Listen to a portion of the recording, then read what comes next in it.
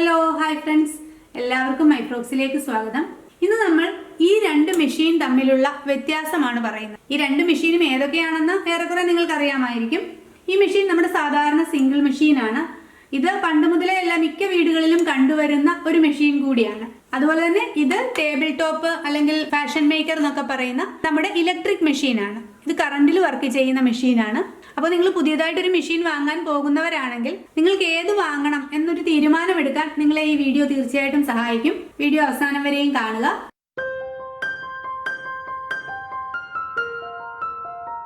ആദ്യമായിട്ടൊരു കാര്യം പറയട്ടെ, ഇത് തമ്മിലുള്ള മെറിറ്റ്സോ ഡിമെറിറ്റ്സോ അല്ലെങ്കിൽ ഒന്ന് നല്ലത് ഒന്ന് മോശം അങ്ങനെ പറയുന്ന ഒരു വീഡിയോ അല്ല ഇത് കേട്ടോ.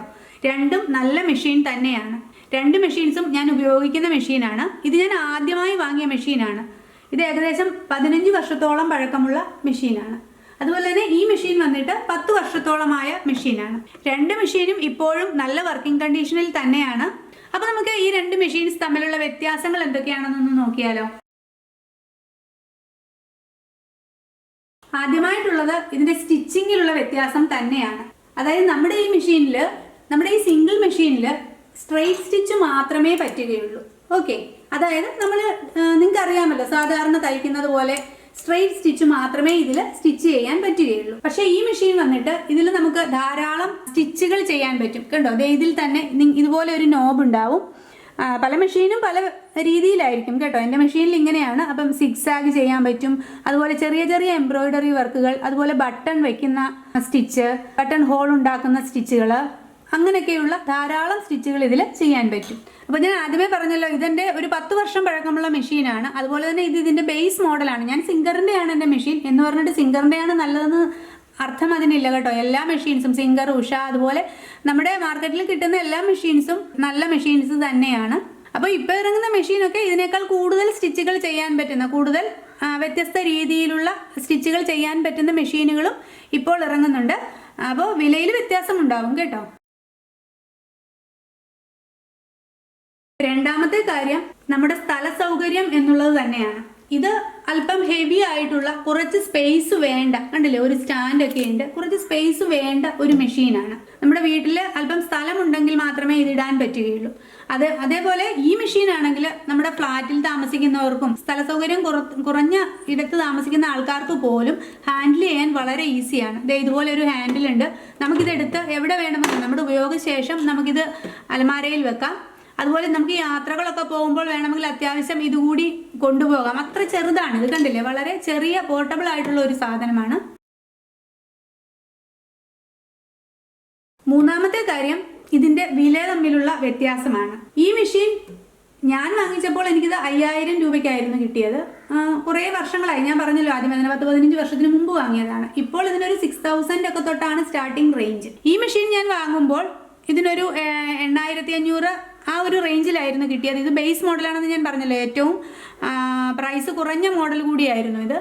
ഇതിൻ്റെ തന്നെ 15000, 20000 ആ റേഞ്ചിലുള്ള നല്ല മെഷീൻസും കിട്ടും കേട്ടോ. കുറേ കൂടി അഡ്വാൻസ്ഡ് ആയിട്ടുള്ള കാര്യങ്ങളൊക്കെയുള്ള മെഷീൻസൊക്കെ കിട്ടും. അപ്പോൾ വിലയിലും സാമാന്യം നല്ല അന്തരമുണ്ട്. ഇപ്പോൾ ഇതിൻ്റെ സ്റ്റാർട്ടിംഗ് റേഞ്ച് ഒരു 9000 ഒക്കെ തന്നെയാണ് ബേസ് മോഡലിന്. ഏതാണ്ട് ഒരു 3000 രൂപയുടെ മിനിമം വ്യത്യാസം ഈ രണ്ട് മെഷീൻസ് തമ്മിലുണ്ട്. നാലാമത്തെ വ്യത്യാസം, നമ്മുടെ ഈ മെഷീൻ എത്ര നേരം വേണമെങ്കിലും യൂസ് ചെയ്യാൻ പറ്റും. പ്രത്യേകിച്ച് യാതൊരു കേടുപാടുകളൊന്നും ഇതിന് വരില്ല.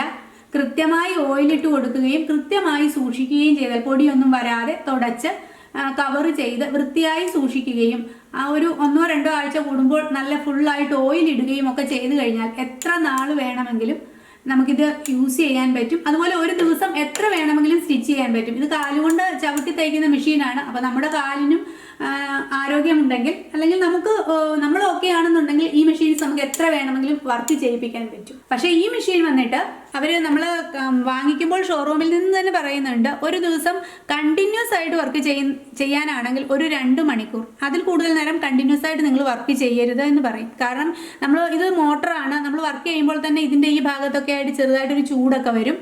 അപ്പോൾ നമ്മളിത് നിർത്തി വെക്കുക. അതിനുശേഷം നല്ലപോലെ കൂളായി കുറേ നേരം കഴിഞ്ഞതിന് ശേഷം മാത്രമേ വീണ്ടും ഇത് വർക്ക് ചെയ്യിപ്പിക്കാൻ പറ്റുകയുള്ളൂ. അങ്ങനെ ഒരു പ്രശ്നമുണ്ട്.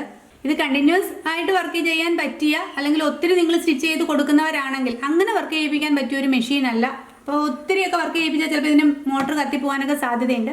അങ്ങനെ നിങ്ങൾ ഒത്തിരി സ്റ്റിച്ച് ചെയ്യുന്ന ആൾക്കാരാണ് എന്നുണ്ടെങ്കിൽ ഇതിൻ്റെ ഹെവി ഡ്യൂട്ടി മെഷീൻസ് ഒക്കെ അവൈലബിൾ ആണ്. അപ്പോൾ അത് വാങ്ങുക. അതിന് ഒരു 22,000 മുകളിലേക്കാണ് പ്രൈസ് വരുന്നത്, സ്റ്റാർട്ടിംഗ് റേഞ്ച് തന്നെ വരുന്നത്. അടുത്തതായിട്ട് ഇത് കറണ്ട് ഉണ്ടെങ്കിൽ മാത്രമേ നമുക്ക് പ്രവർത്തിപ്പിക്കാൻ പറ്റുകയുള്ളൂ. ഈ മെഷീന് കറണ്ടിന്റെ ആവശ്യമില്ല, നമ്മൾ കാലുകൊണ്ട് വർക്ക് ചെയ്യിപ്പിക്കുന്ന മെഷീനാണ്. അതുപോലെ തന്നെ നിങ്ങൾക്ക് ഈ മെഷീനിൽ വേണമെങ്കിൽ, നിങ്ങൾക്ക് ഒത്തിരി കാലുകൊണ്ട് വർക്ക് ചെയ്യാൻ ബുദ്ധിമുട്ടുണ്ട് എന്നുണ്ടെങ്കിൽ നമുക്ക് ഈ മെഷീനിൽ മോട്ടോർ ഘടിപ്പിക്കാൻ പറ്റും. ഒരു 600 രൂപ തൊട്ട് മാർക്കറ്റിൽ നമുക്കിതിന് ഘടിപ്പിക്കാവുന്ന മോട്ടോർ അവൈലബിൾ ആണ്. ഈ മെഷീനിൽ പിന്നെ നമുക്ക് ഇതുപോലെയുള്ള വർക്കുകളൊക്കെ ഇതുപോലെ ലോക്ക് ചെയ്യാനും, ഫ്രോക്കുകളോ ഒക്കെ തയ്ക്കുമ്പോൾ, നല്ല ടോപ്പുകളോ ഒക്കെ തയ്ക്കുമ്പോൾ ഇതുപോലെ ലോക്ക് ചെയ്യാനൊക്കെ പറ്റും. ഇതിൻ്റെ കൂടെ കുറേയധികം ഇത് അതിൻ്റെ ഫുട്ടാണ്, ലോക്ക് ചെയ്യുന്ന ഫുട്ടാണ്. അപ്പം നമ്മൾ ഈ മെഷീൻ വാങ്ങിക്കുമ്പോൾ തന്നെ നമുക്ക് ഇതിൻ്റെ ഒപ്പം തന്നെ വേറെ കുറേയധികം ഫുട്ടുകളും കൂടി കിട്ടും. ഇതുപോലെ ബട്ടൺ ഹോൾ ചെയ്യാനോ ബട്ടൺ തയ്ക്കാനോ. ഇത് സ്ട്രെയിറ്റ് സ്റ്റിച്ച് ചെയ്യുന്ന ഫുട്ടാണ്.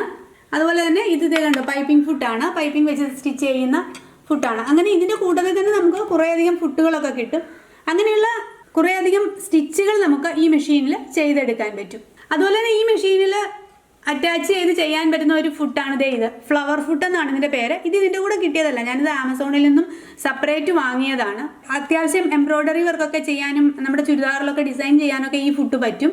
ഇതിൻ്റെ വീഡിയോ ഞാൻ നമ്മുടെ ചാനലിൽ ഇട്ടിട്ടുണ്ട്, അതിൻ്റെ ലിങ്ക് ഞാൻ താഴെ ഡിസ്ക്രിപ്ഷനിൽ കൊടുത്തേക്കാം. അപ്പോൾ ഈ രണ്ട് മെഷീൻസ് തമ്മിലുള്ള പ്രധാന വ്യത്യാസം എന്ന് പറയുന്നത് ഈ സ്റ്റിച്ചുകളുടെ വ്യത്യാസം തന്നെയാണ്. ഇതിൽ നമുക്ക് സ്ട്രെയിറ്റ് സ്റ്റിച്ച് മാത്രമേ ചെയ്യാൻ പറ്റുകയുള്ളൂ.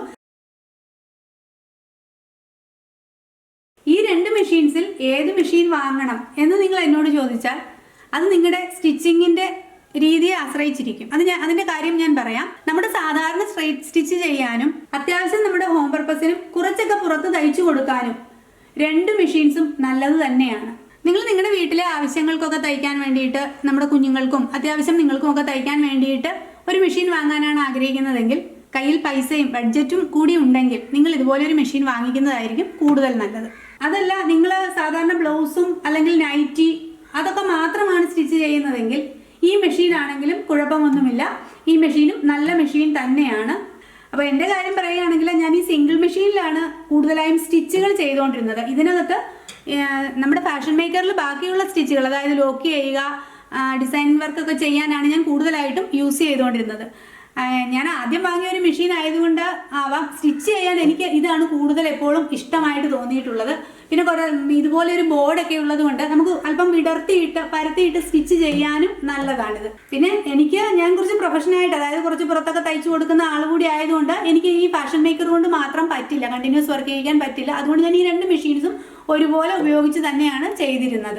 ആദ്യം വാങ്ങിയൊരു മെഷീൻ എന്ന നിലയിൽ ആണെങ്കിലും എനിക്ക് കൂടുതൽ ഇഷ്ടം ഈ മെഷീനോട് തന്നെയാണ് കേട്ടോ. അപ്പോൾ നിങ്ങൾ ഈ വീഡിയോ കണ്ടതിന് ശേഷം നിങ്ങളുടെ ഉപയോഗം അറിഞ്ഞിട്ട്, നിങ്ങളുടെ ഉപയോഗം എന്താണ് എന്ന് നിങ്ങൾ തന്നെ മനസ്സിലാക്കി ഏത് മെഷീൻ വേണമെന്ന് നിങ്ങൾ തന്നെ സെലക്ട് ചെയ്യുക. അപ്പോൾ ഏകദേശം ഒരു ഐഡിയ ഈ രണ്ട് മെഷീനെ കുറിച്ചും കിട്ടിയിട്ടുണ്ടാവും എന്ന് വിചാരിക്കുന്നു. എല്ലാവരും ഷെയർ ചെയ്യാനും കമൻറ്റ് ചെയ്യാനും സബ്സ്ക്രൈബ് ചെയ്യാനും മറക്കരുത്. Thank you for watching.